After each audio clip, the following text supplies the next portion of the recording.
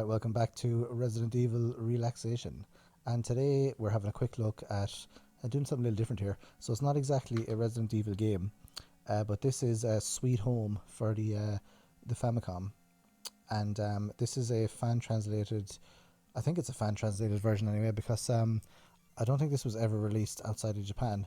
It might have been on, like, I don't know, Virtual Console or something, or it might have had a release then. I'm not 100% sure, but I wanted to give it a try to see what it's like, because apparently this was one of the forerunners, or the inspiration, or laid the groundwork for Resident Evil, and particularly the survival horror sort of genre. And so this game, just from a quick bit of research, it was directed by Tokuro Fujiwara, and I will cite my sources in the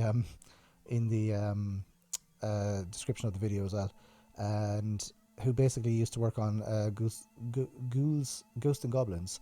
I don't like that game. And I think it's based on a movie. I haven't seen the movie myself, because I'm not that big into Sweet Home. I just wanted to give it a try just to see where kind of Resident Evil came from. So you can definitely see, as you can see here from the footage, I've named all the characters, the Resident Evil name characters as well, to make it a bit more relevant to Resident Evil Relaxation. Yeah, so you start off in a mansion, and you have to kind of by trial and error figure out what to do. So there's 5 characters, and each of the characters has like a different ability specific to them. So then you need to basically figure out like which character to put into which room in the mansion to get them to kind of to unlock that area, or to to basically like to progress further in the game. And then the battle then is done in like a kind of a turn-based RPG sort of way. So very different than how Resident Evil turned out with the old kind of shooting, just like traditional action kind of game. So you can see a lot of parallels with like a Dragon, because Like a Dragon sort of had that sort of just kind of basic like beat 'em up style in Yakuza. But then when I went to Like a Dragon, it was like an RPG kind of style. So this is basically a survival horror but an RPG. So this could be like I'm not saying this is like a Dragon. It's just kind of like when it's the RPG style of like turn based. It kind of reminds me of like a traditional JRPG. There's other ones that are like far more similar to this than Like a Dragon. I was playing Like a Dragon recently, that's why I mentioned it. So yeah, you got 5 characters, and basically you can bring them together as well. There's a very, very interesting mechanic here. I'm surprised other RPGs haven't adopted this similar mechanic. So you can take the characters around on their own, or you can team them up, and you can basically switch between them at any time then. And so each of the characters has a different ability they can use that can get you a little bit further. So one character has a camera, another has a lighter, one has a medical kit, one has a lockpick, and one has a vacuum cleaner. And then you can pick up other items, like healing items and stuff like that.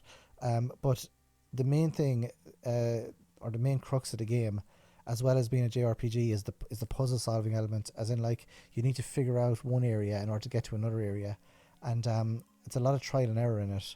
So the characters can actually die as well. So I had to keep resetting, because I didn't use a guide around when I started playing this first, and then I had to keep resetting and starting over, and then renaming all the characters each time, until I eventually kind of just started the game, named all the characters, then did a save state, and then started doing trial and error. But eventually I had to look up a guide.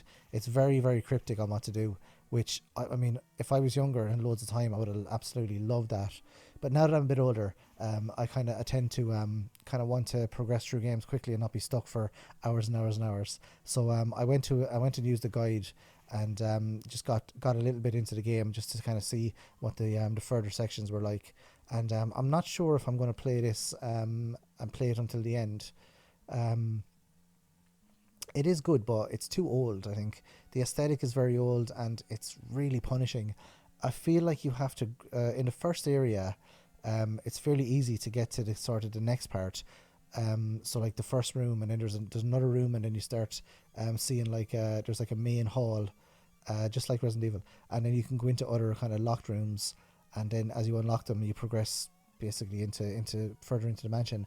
But it starts getting really difficult really fast. So I feel like you have to grind a lot, and then level up the characters so they're stronger, so they can actually get a bit further.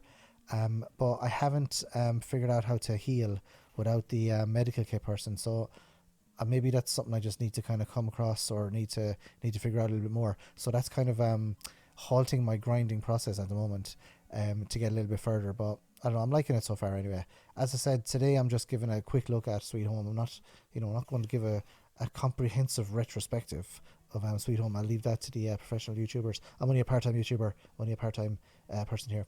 So yeah, there's not a lot to say initially about it. Just that kind of interesting to see how it was sort of the forerunner to Resident Evil and the Resident Evil series. There are some sort of cutscenes in it as well, where the characters are speaking to one another, but it's very sort of like, I don't know. It's like this is obviously in its infancy, so then it's not like the best kind of dialogue and cutscenes. Plus, it's probably translated from Japanese as well, which doesn't help. Without this might be this is probably a fan translation I'm playing here, but there might be like an official English script as well that I'm not aware of. Who knows? So yeah, that's pretty much it then for Sweet Home. So I'll leave on the footage here, just for a few minutes. If anyone wants to take the footage and use it in their video, that's absolutely fine as well. Yeah, interesting to see this forerunner to Resident Evil. So thank you very much for listening. Thanks for watching. I will see you guys in the next video, or the next installment of Resident Evil Relaxation. Adios.